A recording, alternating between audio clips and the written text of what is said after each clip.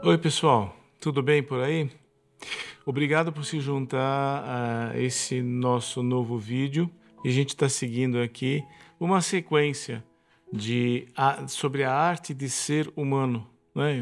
O ser humano, lembrando que ser humano, nascer gente, é uma parte da coisa, mas apropriar-se da nossa natureza, sabermos lidar com nossa natureza é um passo a mais dentro do percurso que a gente faz do nascimento até a realização, né? Conseguimos estar à frente ou realizando projetos e expectativas na vida, né? Expectativas relevantes para a nossa vida. Todos nós, cada um de nós já teve a experiência de perceber a tendência que a gente tem de formar grupo, né? Então isso começa na escola, isso começa no bairro, né? Você tende a ir se agregando e se formando bloquinhos. Uma sala de aula como eu estudei, uma sala de aula com 80 alunos, você tem a formação de vários grupinhos ali, de várias panelinhas aí de 5, 6 pessoas, tal, tendem a sentar juntos na sala de aula quando os lugares são livres, tendem a ficar juntos na hora do recreio. Isso é uma tendência. Numa empresa também você tem a tendência de pessoas meio que se juntarem de acordo com certos aspectos, né? Nós temos a tendência a fazer ligações, a fazer vínculo, né? A ter discurso, né? Então nós formamos grupos, temos ligações, formamos conjuntos, né? E a palavra, numa palavra, somos gregários. E o que seria gregário? O que é um animal gregário? Então, por exemplo, um animal gregário é a abelha. A abelha é um animal gregário. Você vê a África, as zebras são animais gregários. Geralmente é um animal formiga. É um animal que você vê você tem um monte perto, né? Já um animal mais, o tigre, é um. Gavião, falcão, águia, é um. Agora, periquito, papagaio, arara, é de bando. Na melhor das hipóteses, é um casal. Na melhor das hipóteses. O típico é: se tem um, tem vários. Então, mais ainda, além de ter a tendência de juntar, também tem a tendência de se organizar um em relação ao outro. Por exemplo, galinha de galinheiro é um pássaro gregário. Aí tem o galo, depois você tem as galinhas. Você tem um hábito esquisito que é a hierarquia da bicada. Você parece que assim, uma galinha pode bicar todas as outras. A segunda da hierarquia bica todas menos a primeira. A terceira bica todas menos a primeira e a segunda. E assim por diante. E a última, geralmente é a caçula, ela leva a bicada de todo mundo e não bica ninguém, né? Então, se essa bicada é agressiva, se é cafuné, se é carinho, é outro departamento. Nós estamos discutindo aqui essa capacidade de um indivíduo se organizar em relação ao outro. Outro animal gregário, golfinho. Golfinho de bando também, orca, né? Eles andam, tem vários. Então, nós também temos essa tendência, desnecessário falar de chimpanzé, falar de gorila, falar desses bichos, né, desses macacos sem rabo, né? Sendo que no nosso caso há uma sofisticação aí, porque nós passamos a nossa expectativa social recíproca é um pouco mais complexa. E isto nos leva ao quê? Leva à formação de família. Primeiro que nós não nascemos assim jogados no mundo. Nós nascemos numa família. A princípio é isso. Às vezes acontece um desastre e tem uma resolução diferente disso. Mas, como um todo, é uma família. E as instituições que acolhem crianças sem família, normalmente têm um certo ambiente, tem uma certa conotação familiar. Ela é mais familiar do que simplesmente um estádio de futebol ou ou um edifício comercial. Bem, então nós temos a família desdobrada, a família nuclear, pai, mãe, filhos, né? Se agrega em clãs. Então você tem várias famílias, vários sobrenomes, etc. E várias famílias extensivas. Essa família extensiva se agrega em clã. Você ainda tem na Escócia, você ainda tem clã. Existe clã ainda, né? Não só lá, em outros lugares também. Mas os clãs tendem a se agregar, se juntar em tribos. Né? E as tribos, por sua vez, se organizam em torno de uma ideia de nação, que não tem nada a ver com país. Nós temos na África, nós temos países que são ocupados por diferentes nações, por diferentes etnias. A ideia da etnia, o etnos, é exatamente estas nações que são formadas por parentesco e sanguinidade. Um país não tem nada a ver com isso. O país é outra coisa, tá? É outro tipo de organização. Mas, enfim, a nossa tendência é uma tendência étnica, portanto. E aí nós temos o que? O etnos, né? Esse etnos, ele vai do universal para o peculiar. Então, quando nós vemos as pessoas falam assim, olha, existe a humanidade partilhada. Isto é uma parte da verdade. Existe mesmo a unidade partilhada. Então, aquilo que eu experimento como pessoa é alguma coisa que o ser humano como um todo experimenta. Não é uma peculiaridade minha. Isso é verdade. Mas, por outro lado, existe a experiência pessoal e a biografia. Esta não é universal. Esta é peculiar. Esta é singular. Então, é mais ou menos como você imagina dois livros, como esse aqui, mas dois livros de capa idêntica. Todos eles, né, sendo um livro, como nós estamos acostumados a ver, é um livro que tem 26, 28 letras, agora eu não lembro mais quantas são, tá? Mas aí não chega a 30 letras. Agora, se você olhar, e você vai dizer, ter capa é universal ao livro. Ter páginas de papel universal ao livro. Não vamos ficar no livro físico, tá? Não vamos entrar no e-book. E os dois estão escritos em português. Logo, os dois são a mesma coisa. Tá. Mas a partir do momento que você abre um livro, começa a ler o que está lá, e você abre outro livro e lê o que está lá, você vai encontrar duas situações completamente diferentes. Então, o que nós temos assim, e principalmente nós que praticamos mindfulness, nós trabalhamos com o princípio da humanidade universal. Só que é importante sinalizar que nós também trabalhamos com a singularidade, que não é necessariamente universal partilhado. Nesse sentido, a língua portuguesa, as letras, a capa, o fraseado, a gramática são universais, não só esses dois, todos os livros escritos em português. Mas o que vem escrito dentro do livro é singular, é peculiar.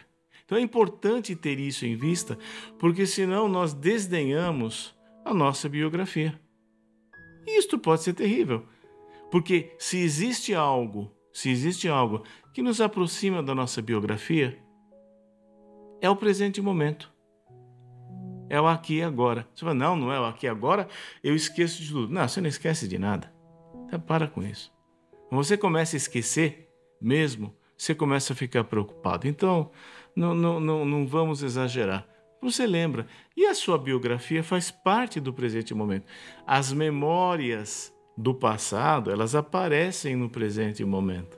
Suas expectativas em relação ao futuro também aparecem no presente momento.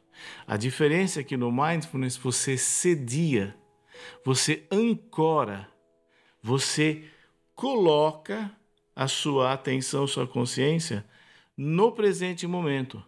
Você passa a prestar atenção ao presente momento, que é de onde os seus pés nunca saíram. e é de onde você pode se alienar. Mas ele faz parte essencial da sua experiência humana. Tá? Isto dito, nós podemos pensar aqui em alguns mecanismos de aproximação, de favorecimento da nossa gregariedade, uma vez que nós temos o impulso, a pulsão, a força, a estamina para nos agruparmos. Então, tem alguns mecanismos que favorecem determinados tipos de aproximação. Por exemplo, aquilo que os gregos chamam philos, a filia, que é o amor baseado, a forma amorosa. Desnecessário dizer que o afeto essencial da união, o afeto essencial da formação de grupo é um afeto amoroso. Você não se sente, não é assim que fala quando você tem alguém que você não gosta e está na presidência do seu clube ou é o síndico do seu prédio, você não gosta, você fala, ele não me representa, não é isso? Não é essa a frasezinha libertária do momento? Antigamente era não invadir o espaço do outro. Hoje em dia é não me representa. É a grande modinha do momento, né? Como se alguém pudesse te representar nesta vida, como se fosse possível alguém representar você. Talvez alguém represente sua ideia, talvez alguém represente a direção que você acha que as coisas têm que ir. Mas ele ser seu procurador geral para todas as situações da vida, difícil, né? Difícil, muito difícil. Pensa nisso. Aí, o philos, portanto, é o amor baseado na identificação. Que quer dizer o quê? Que é da semelhança, é o amor baseado na semelhança, nos traços em comum. Então vamos imaginar aí, você tem um hobby peculiar. Você é aquarista. Você vai conhecer um outro cara que é aquarista? Vai conhecer outro? Vocês tendem a formar um grupo de afinidade recíproca. Óbvio, né?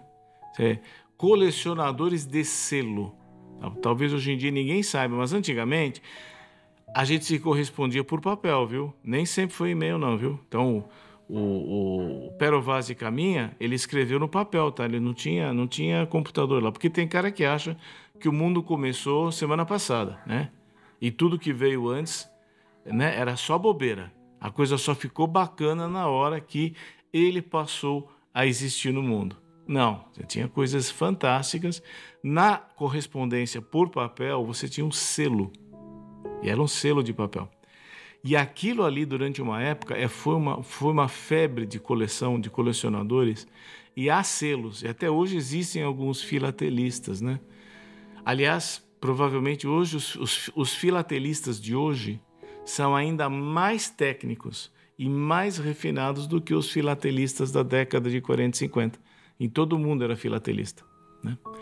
Bem, você coleciona selo em comum, mas você conhece outras pessoas que colecionam selo. A tendência é formar um grupo. Você gosta, como eu, de disco vinil. Você gosta do som do disco vinil na agulha. Isso é outra coisa também. Os mais novos não sabem, mas já existiu o disco de vinil, tá? Não é uma coisa... E não era na época de Dom Pedro II, não. Foi bem mais recente. Tá? Então você tem o disco de vinil. As pessoas que gostam do disco de disco de vinil tendem a se agrupar, a se reunir em grupo. Portanto, você tem aí o amor baseado na semelhança. Este amor baseado na semelhança, se somado a outros elementos psicológicos, pode ser uma das bases do racismo.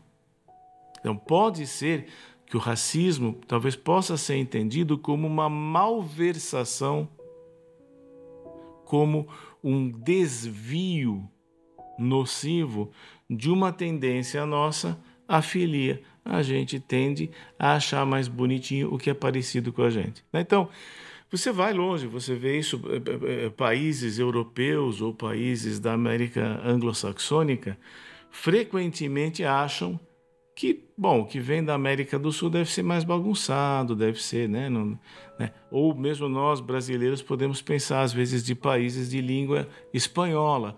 Ah, mas lá, acho que lá é meio bagunçado, não, lá é meio zoado, né? Só aqui que é sério. Então, esta também é uma tendência da filia. Eu confio mais, eu sou francês, eu confio mais no livro que já foi escrito em francês. Se ele não foi traduzido para o francês, ele não é um livro relevante. Isso eu vi. Eu vi. Eu não estou falando... Eu vi. Eu testemunhei a conversa. Eu não participei, mas eu vi. Não, se não está em francês, então realmente não nos cabe. Como é que é?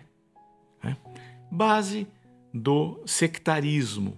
Também. O sectarismo também encontra sua base nesses mecanismos de identificação e semelhança quando malversados.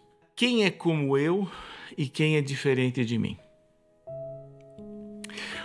Já o amor ágape, né, os gregos têm uma outra palavra para amor que é o ágape. O ágape já é um amor mais, que tende a ser um amor mais genérico. Lato sensu. O philos é um amor stricto sensu.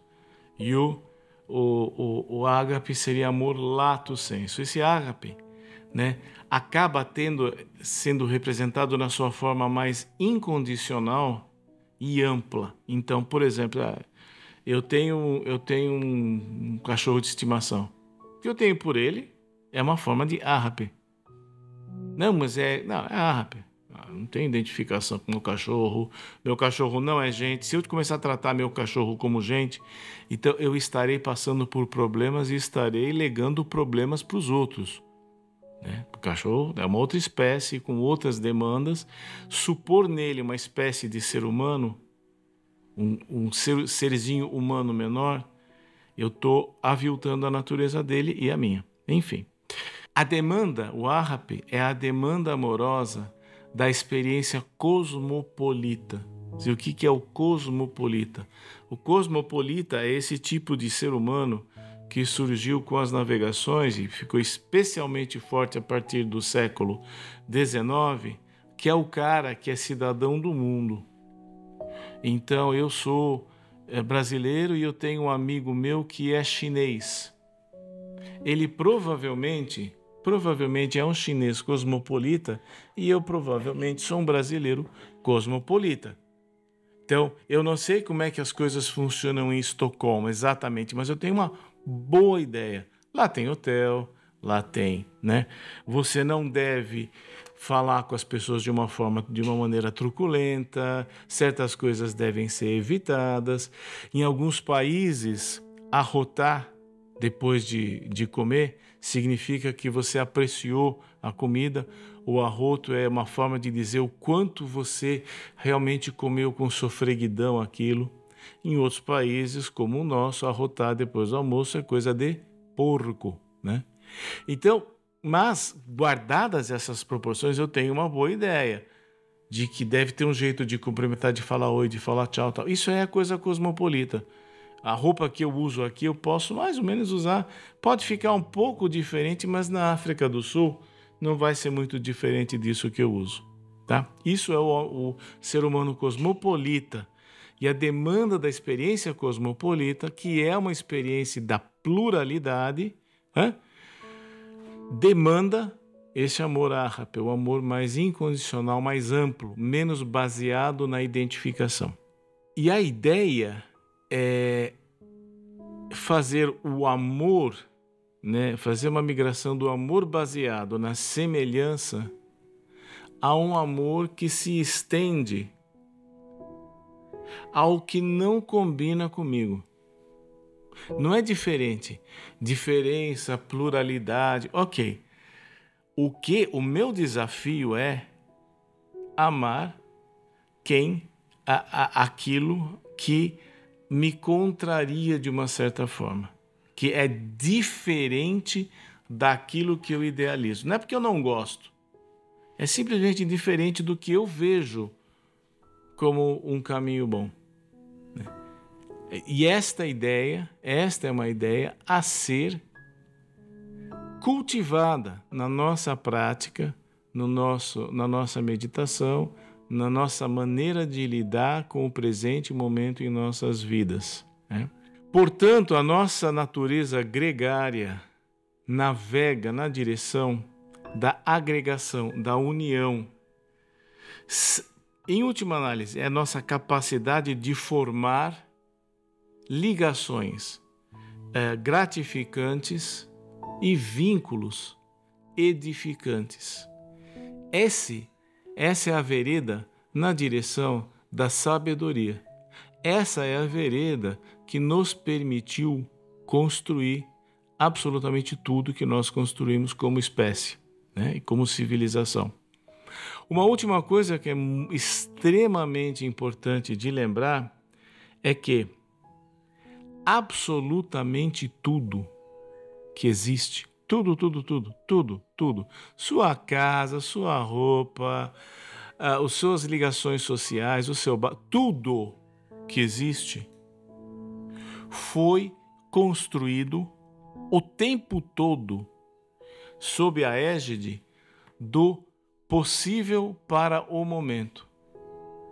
Eu fiz apenas o que era possível fazer naquele momento. Quando alguém tende a sair um pouco disso, ele vira herói, não é isso? Então, a pessoa que resistiu bravamente, não tem essa história aqui no Brasil, aquele núcleo de resistência lá do Arraial de Canudos, aquele núcleo final de resistência que ficou no campanário e resistiu bravamente. Aquilo é absolutamente excepcional, aquilo não é usual, né? O caminho em direção à sabedoria é a capacidade de formar vínculos construtivos e ligações edificantes. Essa é a base da sabedoria, essa é a base do nous.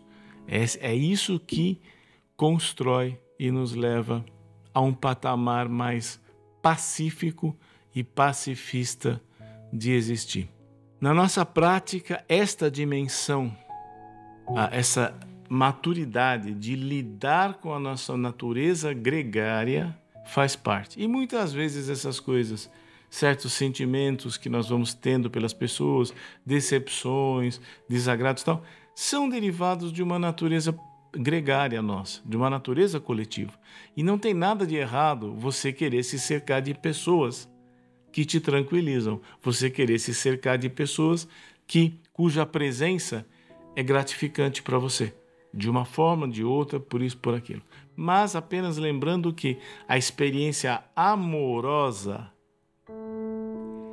ela pode ser mais ampla, mas principalmente a experiência amorosa não pode ser violenta. Você não pode se violentar e tentar passar pano para uma coisa, eventualmente uma coisa que a pessoa faz e fere muito os seus valores. Você não pode simplesmente fazer de conta que aquilo não existe. A experiência amorosa é uma experiência que se dá na contrariedade também. Tá bom? É isso aí, muito obrigado. Até a próxima.